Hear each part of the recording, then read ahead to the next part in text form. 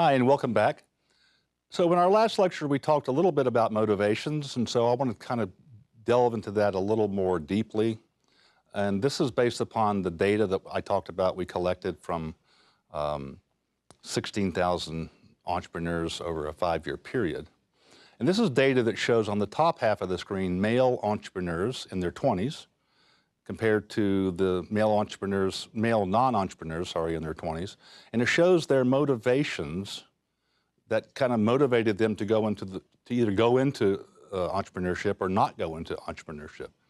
And then on the bottom half, we have the same data for female entrepreneurs and female non-entrepreneurs. So it's interesting to me that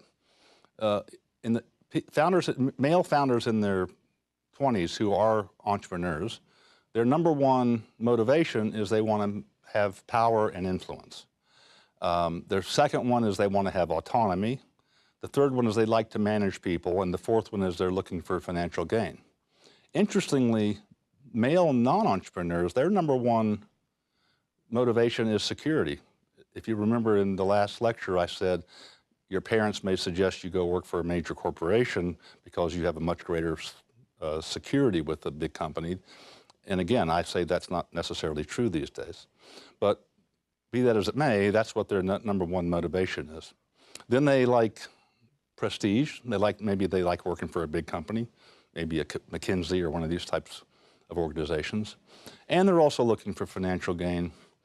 And they kind of like the affiliation aspect of being in a large corporation, because believe me, if you're an entrepreneur in a small company, you don't have a lot of affiliation with a lot of people early on. The interesting part of this data is that females, maybe it's not surprising, but they have a completely different motivation set. Female entrepreneurs in their 20s, their number one reason for going into entrepreneurship is they want autonomy. And then they like power and influence, and they like managing people, and then they like altruism. I find that interesting that nowhere on that list is financial gain. And then for the non-entrepreneurs, the females, their number one motivation is recognition, and then affiliation, and then security. That, again, going into a established organization, maybe a big company, provides a sense of security, financial security, what have you, and maybe a better lifestyle. Because let's face it, if you're an entrepreneur, you kind of work 24/7 for quite a long time. So this data, as people progressed in age, this is a set of data from 30-year-olds, the same group, but now 10 years older. On the male side, it's interesting to me that the top 4 motivations didn't change. There were no new top 4s. They were all exactly the same as the 20-year-olds. But for the female, there was a new one that came into play, and that was variety. They liked variety in their work. And for the male non-entrepreneurs and the female non-entrepreneurs, they had each of them had 2 different new primary motivators: positioning and recognition for males, and altruism and variety for the females. So we continue on this 10-year track, and we find now that in the male side, for entrepreneurs, they have 2 new top motivations. One's altruism. Took them 20 years to get there, compared to women who started out at the age of 20. And they like variety in their work, kind of what some may call a serial entrepreneur, someone who does it over and over again. And for the female entrepreneurs, they have a new motivator, and that's intellectual challenges. For the male and female non-entrepreneurs, again, altruism and autonomy for males, and affiliation and autonomy for females. So the point of all this data is to show that entrepreneurs and non-entrepreneurs are motivated by very different rewards, and especially early on in their careers. So you have to consider founding or not based upon your individual overlapping motivations. And if the motivations line up and tell you, yes, you should go into, or you should strongly consider founding a company, the next question is, when should I found? Now, that question is difficult because if you found early in your career, then the positive aspects of that are that you don't have very strong golden handcuffs, which we talked about in the last lecture, like things that keep you tied to your current company. Or you don't have any family handcuffs. That means you don't have, for example, maybe you're not married yet, you don't have children yet, your children aren't going to some certain school that you want them to stay in. And then you also, if you do it early, you haven't become so specialized in your corporate environment that you're kind of getting away from being a generalist, and that makes it less likely that you can handle kind of a entrepreneurial role. And the further you go up the corporate ladder, obviously you're going to become more and more reliant on your salary, your bonus plan, your stock option plan, and also the employer resources. If you work for a corporation, you really, other than getting a budget allocation, you don't really have to worry about where's the money coming from. But if you wait, okay, then, you know, if the way you counteract these issues is wait. If you want to counteract golden handcuffs, then wait until you've built some human capital. If you want to counteract the family handcuffs, then build more social capital. And if you're becoming too specialized or you're relying on your corporate resources, then wait until you've built more financial capital. So complex, you have to think through the process. And, you know, let's face it, there's no perfect answer to any of that. So when to found is when you have human capital, meaning skills, knowledge, and expertise. You have formal schooling, which helps you become the tools you need to be a good founder. And then other things like managerial experience, functional experience, knowledge of the industry, working in a big company versus a small.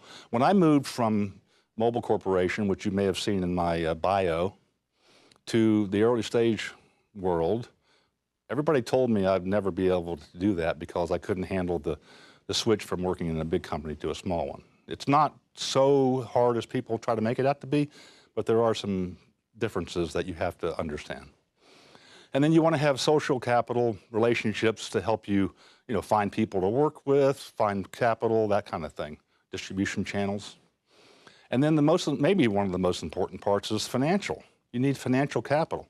An interesting statistic is that over half of all people who actually consider founding a company cannot or could not do so because they didn't have the financial capital to do it.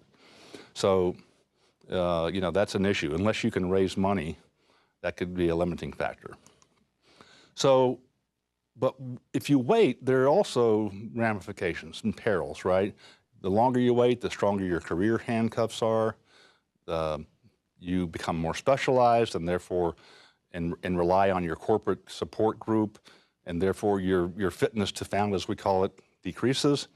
You have stronger family handcuffs, like you get married, you have children, you like the location you live in, you like your children's school system, your wife or husband may have a job in the same area, so those things can all impact on your decision.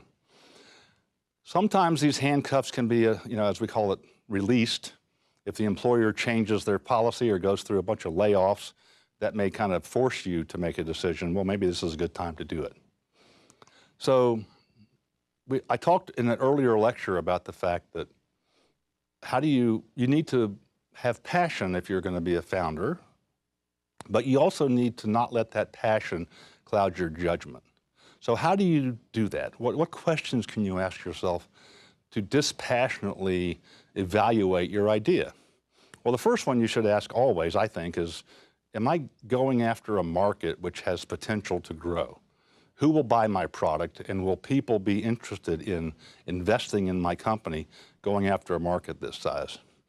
And the second question you can ask is, I know what my idea is, what's the competitive landscape? How many other people are doing what I'm considering doing or doing something similar?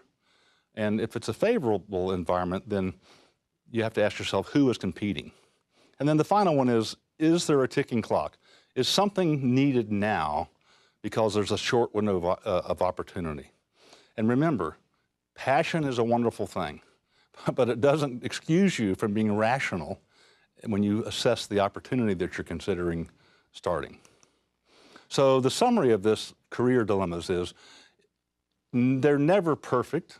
all three of these factors are never perfect.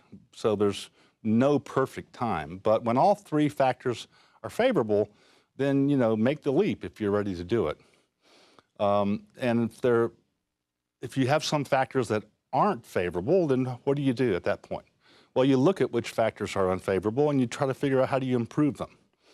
And eventually you're going to have to decide for yourself, since you're never going to have all of your factors favorable, you're going to have to decide how close is close enough. When should I make this leap? And remember, regardless of how you do this, it's always going to be a moving target.